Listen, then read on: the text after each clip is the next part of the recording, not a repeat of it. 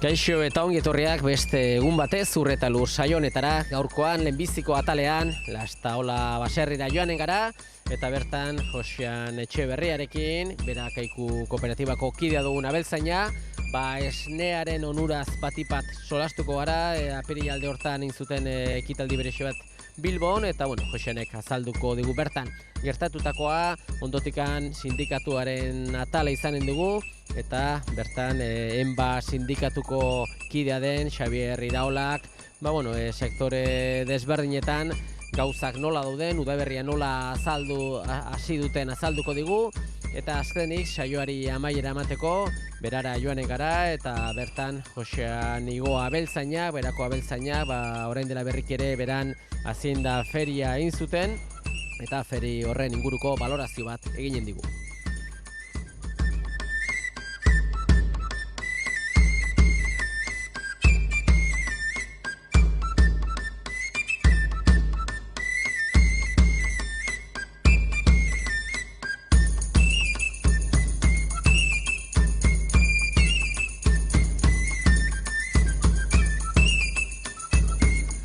Saioaren hasieran esan bezala, gaurko honetan Lastaola ikujura etorri gara, nire alboan bertako nagusia Josean Etxeberria, eta badakizue Lastaola ikujua aspalditxotik Kaiku industriari esnea saltzen dio, Josean bera baserritara ekoizlea, eta beti ere Josean zuen helburua da ahalik eta esne gehien eta ahalik eta kalitatezkoen ekoiztu ez behietatik. Hori saiatzen gara, egunon, eta hori saiatzen gara azken batean, ez? Animaliak alden gustora egotea, alden produzio kantidade onana ateratzea, eta kalitate onana, eta hortan ari gara azkeneko urte hauetan, naiz alimentazio aldetik eta naiz genetiko aldetik, lan hortan. Bestetik ere, aipatu nahi genuen, pasadan hilabetean, apirila hasiera hortan, ekitaldi garrantzitsu bat egin zenutela esnearen inguruan, ez? Askotan zurrumurra sortzen dire, esaten dute batzuk esneak ez dela inona, baina zuek garbi utzi nahi zenuten, eta Kaiku izan duzen ekitaldi hortako bizkarrezurretako atal garrantzitsu bat, pixko bat esnearen onurak azaltzeko, ez? Pixko bat jendea jakiteko Bilbon egin zenez, zertzen antolatu zen orduan? Guk aspaldizkoan konturatu gara, lehen esnea bakarra zen, esne likido bakarra zagon merkatuan. Azken aldian, esnea bakarra ez, baizik gaztatikan ere, aparte ere, badire beste esne deribado asko, jogurra direla, eta beste aktifa, benekolak eta gauz guzti asko, eta orduan hori, pixka bat esnearen ontasuna pixka difuminatzen gelditzen zirela, eta aldi berean ere, estrato vegetalaken moda hori, hortzagolikan, gure indarra galtzen ari ginela esne likidoaken merkatuan, ez? Esne likidoaken merkatuan. Eta, beti ari ginen, egin behar genula zehozer, egin behar genula, aldi berean ere albaitaritza gara antolatu zuen, orain dela urtebete ere Iruñan egin zuen olako ekitaldi bat, eta, guk zor genuen, ez? Pixka bat hori ere egitea. Eta azkenean, pentsatu genuen, Euskal Komunidadean barruan, nun ingo eta Donostian o Bilbon, da azkenen Bilbon antolatu genuen ikusirik poblazio nukleo handiena handala, eta bertako produktuaren arrakasta txikienare antzala, eta orduan antolatu genuen horrexengatik, bultzatzeko, poblazio handia delako, eta pixka bat rebelatuz, ez, azken aldian dagoen moda horren kontra, ez, azken ikusten dugu esne, gaizki esanteko esne vegetala horien, tokia kentzen ari zela guri, eta horren aurrean pixka bat rebelatu, eta antolatu genuen ekitaldi bat, unibertsitateko irakasle bat, oso famatu dena, Euskal Unibertsitatean dagona, Bitor Rodríguez, eta beste bat Alberto Fontetxa, Madrin dagona, investigatzen alimentazioan elika gora bera guztien, ez esnea bakarra, baizikan ere, mota guzti eta frutak, haragiak, eta zean investigatzen ibiltzen den teknikari bat, eta arekintzun aurkezpen bat esnearen ontasunak nuntziren eta zertziren eta zertzien gezurrak, eta etorkizunen ere pixka bat nundik joango den esnearen merkatua eta esnearen ontasunaren presentazioa, ez? Eta, ekitaldi polit bat izan duzen, baserritara asko juntatu ginen, ekitaldi berean ere juntatu zen, famatu zen jende asko, esango, Jose Angel Didibar bat, aldetiko jokalei portero izan dutekoa, Carlos Arguiñano bat, gero kultura aldetikan ere jende mordoska bat juntzen, kirol aldetikan traineratako kirolaria jontziren, pilotariak jontziren, naiz neskan aldetikan txapeldunak gelditutekoa, finalistak, eta mutilan aldetikan ere bai, eta gero Julian Jantzi bat, edo holako jende famatu asko izan zen, ez da? Hori pixo bat jende famatu ezagun aldetikan, baina zuek Kaikutik ere hasiera-hasieratik bultzatu zenuten eta partaide zineten ekitaldi horretan, baina baita ere administrazio aldetikan ez, hor ere erkidegoko administrazioak berak parte hartu nahi zuen urtean ere ez? Bai, azken batean gu sektore bezala mugitu ginen, baina Euskal Gobernuak dauka txapela bat, nirea izena duen txapela bat, haren azpitikan dago Euskal denominazioteko produktuak eta Euskal naiz aragile eta esnea eta Euskal Labelak eta sagardoak eta guzti hori bultzatzen duen zea talde hortan, proposatu gendunean beure seituan interesatu ziren eta beurek izan du ziren ardatz antolakuntza hortan, ez? Naiz eta guk pixka bat kontaktuak eta gauzak eginek izan lehendikan. Baina azken batean Eusko Jaurlaritzak ere nahi duna da bertako produktu bultzatu, kalitateko produktu merkatun jarri, eta beurek interesa handiz hartu zuten ekitaldi hau ere.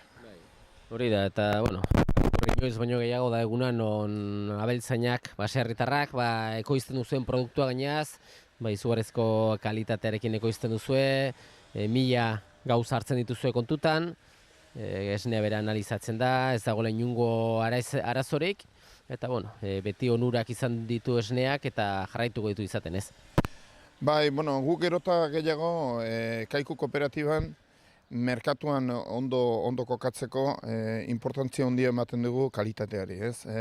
Kalitateari balori ematen ez badugu, kanpotik heldu den esneari prezioan ezin dugu konpetitu. Orduan kalitate aldetikan nahi dugu profesionalak izan, kalitate ona lortu, eta aldi berean kanpotik etortzen den merkatu horreri aurre egin, ez da? Orduan, gu kooperatiban erabaki hartu gendun, ez bakarrik kantidade aldetikan ordaintzea, baizik gu prezio base bat egine dugu, baserretaran artean, prezio base hortikan, gero plusak izaten ditugu, edo penalizazioak izaten ditugu kalitatearen araberean, ez?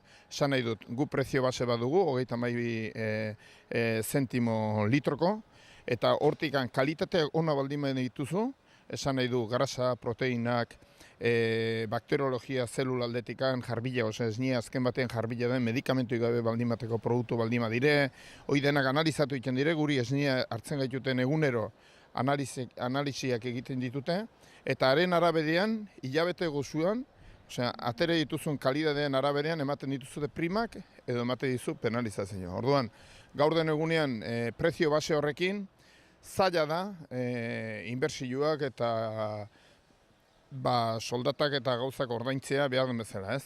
Eta orduan, prima horiekin, gaur den egunean nahiko ondo ateratzen ari gara, ez ondo, zeti merkatu oso gaizki dago, esniaren merkatua momentu honetan, eta orduan, prima horiek hartzen behar ditugu, hobekio ateratzen gara, eta orduan hortan saiatzen gara azken aldi honetan.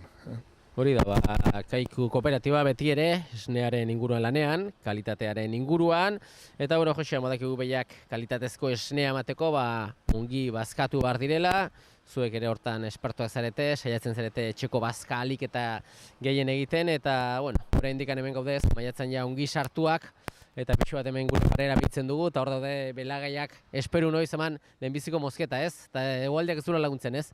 Penagarria, guretzat oso importantea da, base forrajero hori ondo egitea, baina aurten lehen urtean 2 korte egiteko aukera izan du genuen, aurten bat egingo dugu eta hori ere ez dakit ja bere puntotik belarra pasatzen nahi da, regraso pasatzen nahi da, zetik konbeni da bere puntxo protein aldetik eta alden altonean harrapatzea, gero behiak ere gustora jan eta esneare kalitatea onako egiteko. Orduan, bere puntua ja pasata dago, kantidade aldetik kantidade asko daukagu ibakitzeko, baina ezin dugu traktorekin eta makinariekin ezin dugu sartu, eta ja belarra ida pixka bat zakartzen eta azila egiten ari da. Eta orduan, kalidade aldetik belarrak kantidade asko bilduko dugu, baina kalitatea ez da inone izango, pentsatzen dut. Lur saioetan, behin belarra bilduta gero ja hartoa eriten duzu ere, ez? Bueno, bai, gu belarra ja egine behar gendun, eta ondotik egiten dugu gorotza asko egiten dugu, gorotza lastoak egiten dugun gorotza, hori edatu eta gero ondotik irauli eta hartu arein. Eta beti saiatzen gara maiatzaren erdialdeko edo amaierako menpin, fetxa joetan maiatzen menpin hartuak ja ereinak izatea, ezta? Eta urten, oraingo martxan zaila izango da hori egitea. Bena da, ez azkenean, naturak agintzen du, zuek lur sailak eta tresneria dana prest duzue, baina, lasai hartu behar bizitza, ez? Hola, zuen esku ez dago eta penarekin geratu, baina besterik ez da geratzen, ez? Halaxe da, ez? Hori ez da gure esku eta azkenean, eta egunero hemen ikusten egoki, azitxe aurrean, ikuion aurrean hori ikusten dugu, eta min ematen dizu, ez ikusten zu pixkat iguzki hartzen hasten duela, eta ondorion handikan ordu pare bat hiru batea edo ondoko gunean eurile berriro, eta min ematen du, ez. Nahi duzu gauzak ondo egin eta askotan ez dire nahi duzun bezala ateratzen, eta pazientzikin hartu behar. Astegurako ematen du ez, guraldi polita alduela, orduan buru belarri lanen igual, o? Bai, guk egun pare bat hola egualdi honak egiten ditu mosteko idea dugu. Bakarrikan nahi dugu gero egun pare bat hona egiten badu, ja traktorin sartzen altzara, baina gero belarrak muztu eta behar du pixka bat zimeldu eta beste 3 bat egun. Oseak, behar ditugu 5 bat eguneko ona izatea, ezta? Eta hori dugu aurten zaila bilatzen. 5 egun jarraian zaila dago bilatzen igualdi ona.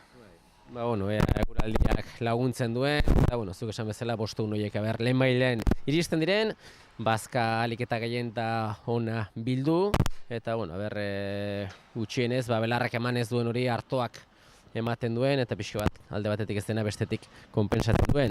Gurekin Josean Etxeberria izan dugu, Lastaola baserriko nagusia, beti ere kooperatibaren kide, hasiera-hasieratik, eta beraien helburua baserritar guztiena bezala, aliketa kalitateko produktu gehien ekoiztea. Eskerrik asko Josean, da beste bat arte. Eskerrik asko zuri, nahi duzun arte.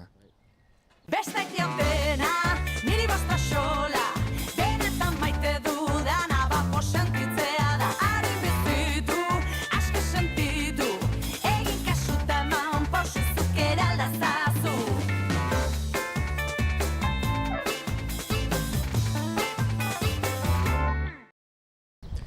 Sindikatuaren atalean gaude, eta oraingoan, sindikatuarekin solastuko gara, Xabier Iraulan ere alboan, sindikatuko koordinatzailea.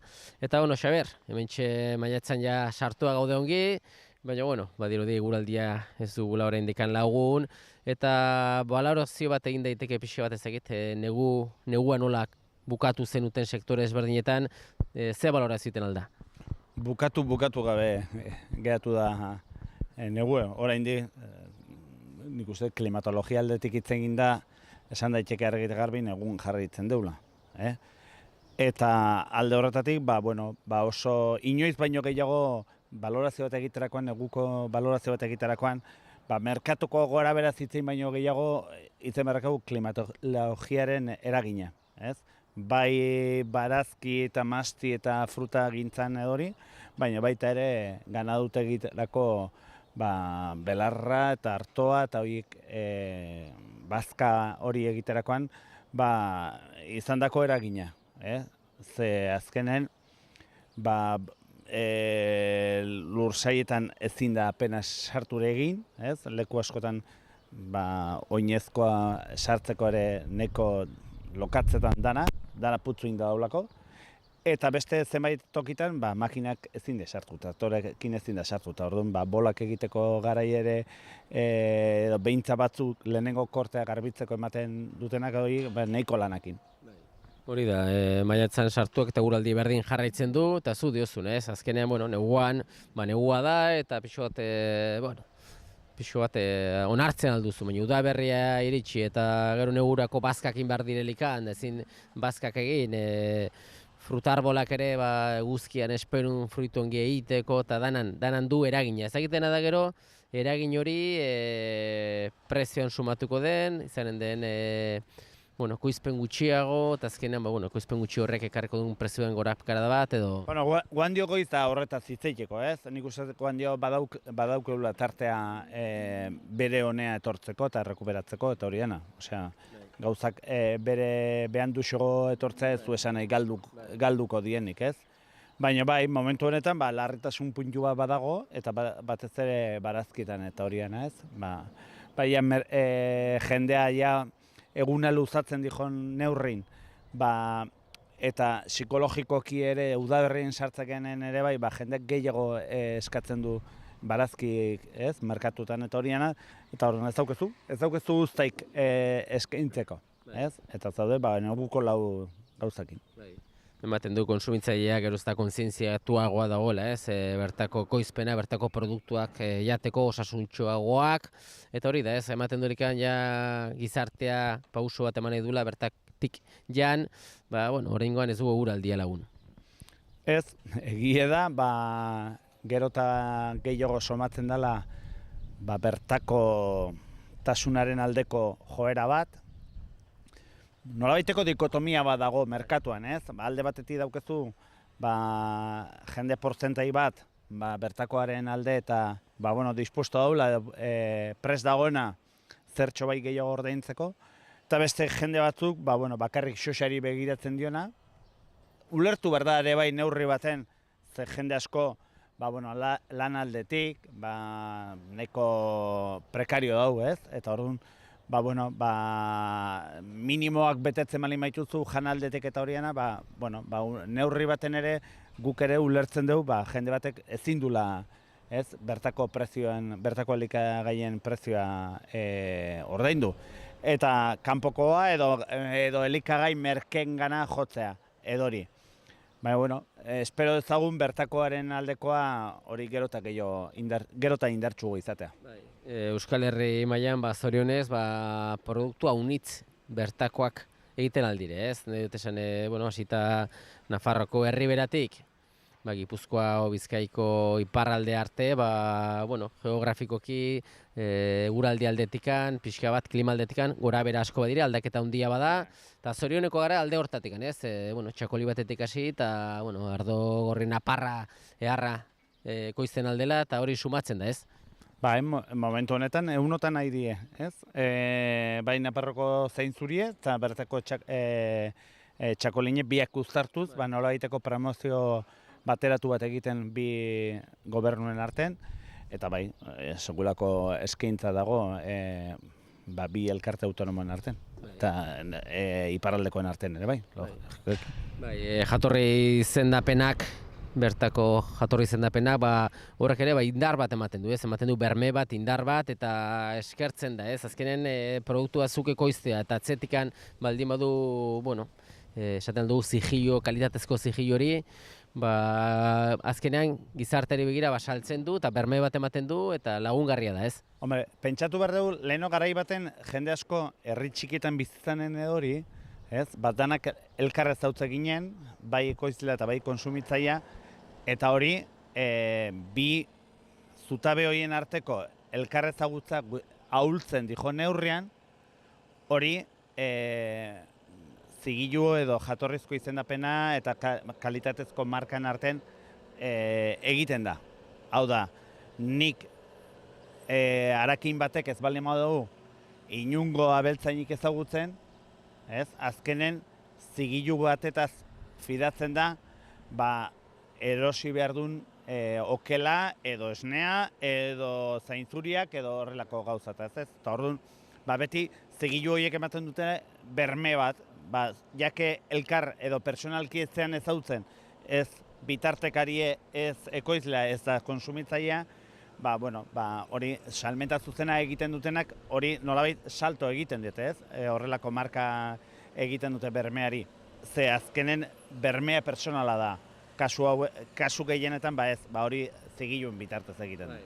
Pixa begiratuta urte osoari atzera begiratu eta 2017 urteari bistazo bat eman da, beti izaten dira, sektore hau gaizki dago esneko behien sektorea, edo gaizki dago garageizko behien sektorea, edo pixa bat, oain ez da sektorerik esaten alduguna, bereziki gaizki dagonik, ez? Ematen du sektore guztiak nahiko moldatzen direla. Bai, nik uste, jabadamaz kiula urte pare bat edo 3, sektore aldetik, merkatu aldetik eta prezio aldetik estable. Askotan esaten dugu, ez dakigudan egonkorra dauden, estable daudenik, edota izoztuta dauden. Ze azkenen preziok oso, kasu askotan koste kubritzen die, baino justu. Ez dago apenas margenek. Eta orduan, alde horretatik, margena hain txiki izanik, horrek ez du inungo pozaik ematen lanen jarraitzeko. Edo eta batez ere, baserretan eman beharreko belaunaldi aldaketa hori horrei engantzatzeko. Horrei nolabait amue jartzeko baserrietan gazte jendeak geratu da egin. Ta hori da falta dana. Momentu honetan prezioak egonkor daude, merkatue nahiko estable dago ere bai, ze demanda eta eskaintza eta eskabidea paretsu daude, ez dago gora bera hundik. Alde horretatik egonkortasuna badago. Egonkortasuna igual betik esaten dago bezala, beko solairuan daula. Eguna begiratu gabe, askotan behitu behar du aurrera, eta zuk esan duzun hori, bertako produktuak nahi baldin baditugu, gizarte edo konsumitzailea hildo horretatik jarraitu nahi baldin badu, behar ditugu ekoizleak. Ekoizleak atzetik datozen jende gaztea, maitatzen duena bere ogibidea, eta hor dago pixo bat utxune bat ikusten da, hortxe ezakit, zer etorriko den ezakigu ja, Inor gutxik daki ze gertatu daiteken. Kuestioa da momentu honetan, berrogei, hogeita bost urte azpitik, euneko zazpi bat hola egongoa, baserritarren aldetik, eta horrek etorkizuna nahiko kolokan jartzen du, pixka bat sektorearen etorkizunaren bermea, eta bai, alde horretatik, egoeraneko larria izan daiteke. Beste batzuk ez du, gero eta gutxigo, etorkizun oparogoa geratzen ganantza, baina nik uste hori ez dela irtenbide bat aurrea begira. Begiratu behar deuna da, bertako produktuaren aldeko merkatuko nitxoak horiek ziurtatu egin behar ditugu. Hau da, badaude egungo merkatu ez aparte, badaude nolabait baitu egin ditzazkegun nitxo batzuk. Eta horiek izan daitezke jantoki kolektiboak, nik uste enpresatako jantokitan ere lan asko egin daiteke, hor badago eredu bat oso garbie eta polite, orona jantokian, bertako produktuarekin erabat egiten dute lan, 200 menu ematen dituzte egunero, eta ez dago prezio aldetik prezio asko zaltuok hori. Baina horrek egiten duena da nolabait merkatue bertako produktuen aldeko baitu, Eta horrelako adibide batzuk eta enpresakin edo hori eta jantoki publikokin lortuko bagenu, nik uste nolabaiteko irtenbideen, produktuari irtenbide emanezko, horrek nolabaiteko seguritate emango liekela ere bai gazte jendea bertan hasteko.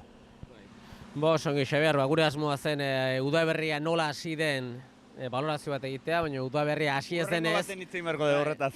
Hori da, bi hilabete pasatu ere udaberria hasi zenetik, eta berdin jarraitzen dugu, beraz, egokien izanen da, uda bukera alde hortan, elkartu berriz ere, eta orduan ingo dugu, uda nola joan den, udaberri salto egin da. Espero dezagun, ze ematen du ez dola, ez udaberrik, ez udaraik, baina, iritsiko da, betik iristen da, eta pasatuko da ere bai. Mila esker, Xabier, eta beste bat arte. Eskerrik asko bai.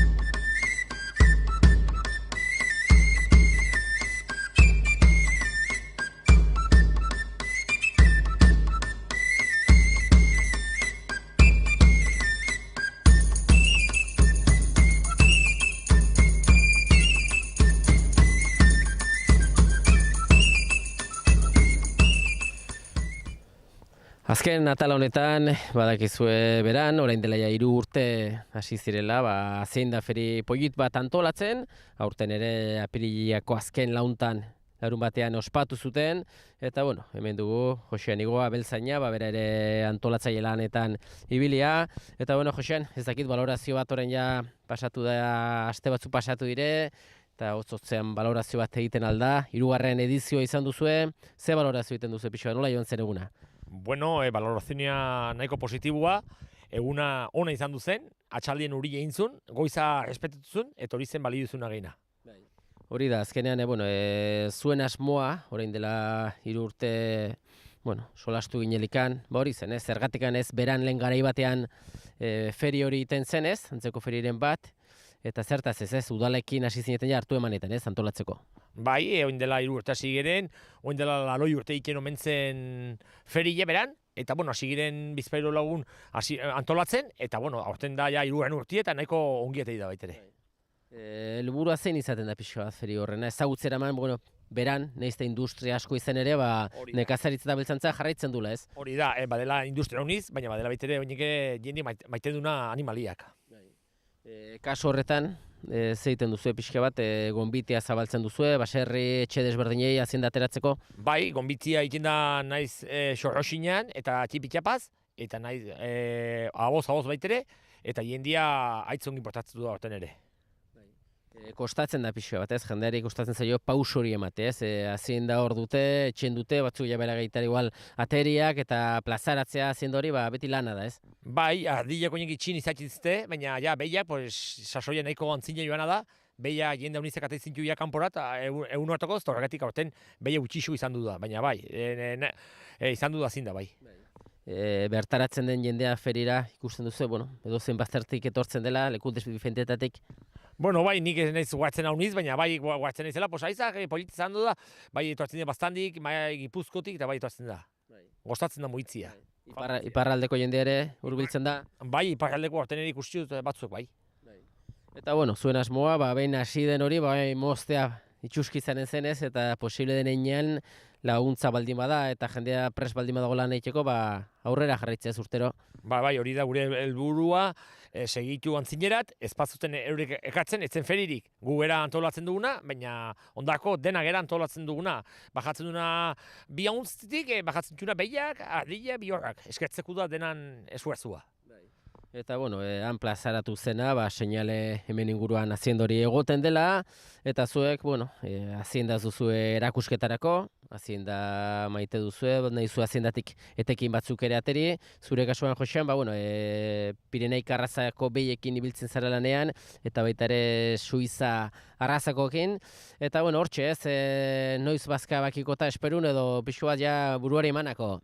Bururi emanak ez, da eguldiak urterokoa, eguldiak ez du laguntzen, bazkaiak etorri dire, eta eguldiak altxatzen dulikan, hasiko gara fuego. Zure kasuan, behi kuadria bat badituzu, eta behi guzteo dena bazkatzeko, etxeko bazka egiten nahiko izaten duzu edo suertatzen zaizu erosi beharra? Ez, eskerrik batxutu belasa honiz, eta dena egiten dut itxien, ez dut jauzer erosten. Eta gero, pixka bat negurako behar duzu bazka ere desente egin, eta behar da, azkenean, ez behar duzuna, zuk esan duzu lursai ederrak egin, eta gero zure hazienda horretatik zetekin ateratzen duzu, nola antolatzen duzu salmenta? Salmenta, salmenta guria txikia da, guk esplotazio txikia dugu, baina, saltzen dugu poliki, enezke jatzen al, urte txarruguk izan du dire, eta hori kentzen da, behiak kentzen da ungi, aretzik ere prezio politik indu, eta saltzen da poliki. Eta behorkia honiz subitu da. Momentu honetan da bilotza merkina, noski. Prezio aldetikan, prezio normalizatu dire pixka bat, badakigu orain dela urte askoko prezioak direla iaia, baina ondu daukarrago ere ez? Bai, ondu daukarrago, honik ere merki da, baina ari da mejotzen poliki. Ostako da. Zure kasuan erostunak zeintzuk izaten dire, partikularrak izaten dire, beste abeltzain batzuk, arakinetara saltzen duzu? Ez, normalin saltzen dut behiak karnizero bateri, eta aretxiak bosei lautetan saltzen dituz zebaderoterat, lorroñorat. Eta horrekin ja urteroko zikloa, hazienda behitzen duzu genetikoki ere pixka bat inseminatzeko orduan edo nola ibiltzen zara? Bai, hortan nahiko kapritxosu naiz, gustatzen zaite genetikan mejotzia eta hortan ari gera. Behitu behar dauniz, nahi bazu genetika hona izan. Eta horren adierazle, txapelketa lehiaketa batzutan ere ibiltzen zara, eta horre ere saria jasotzen duzu, seinale, lan ongiari zela egiten, ez? Bueno, lana saiatzen gera, lana beti seitu behar da, naiz irauzi txapela bat o sari bat, ez da relajatu behar, seitu behar da lanian eta gogo guztiekin.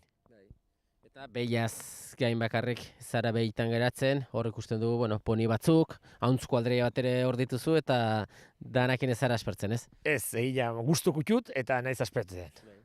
Hauntzen kasuan ez dakit, kuadria ederra da hor, ze irten bide ematen duzu, nola antolatzen dituzu hauntzak? Bueno, antxume batzuk saltzen dut itxerakoz, kongeladarakoz, eta bertzatzuk saltzen dut, prezio honien saltzen dut.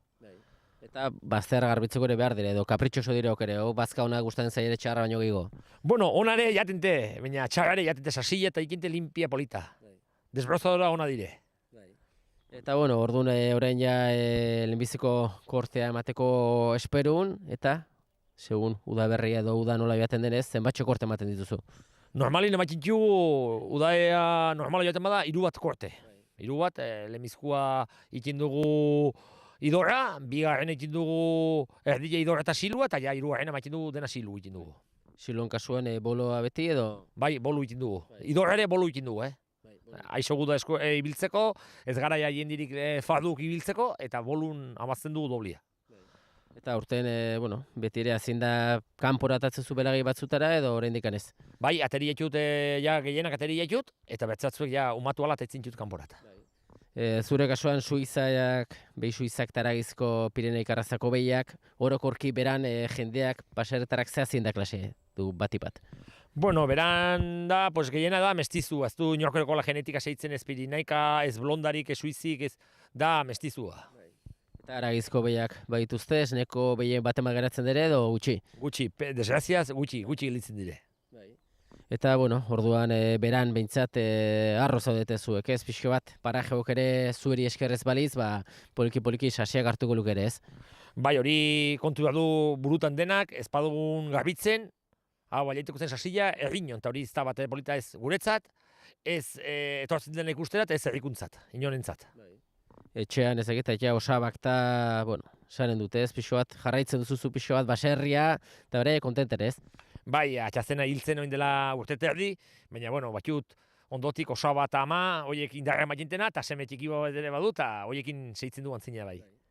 Horrelaxe, Josean Igoa beratarra, baserritarra gurekin solasean, badute meritoa azkenean, badakiu feriak eta geroz da indar gutxiago izaten dutela, beraien kasuan, gauza okerren da olikan beraiek erronka bota, eta 3 urtez antolatu dute beran antolatzen dire feri garrantzitsu bat, eta ferira hazienda eramateko, hazienda zaindu behar da, baserria mantendu behar da, eta hortan zabiltzate, eta jarrai dezazula urte askotan, Josean, mila esker. Zuri, eskerrik asko.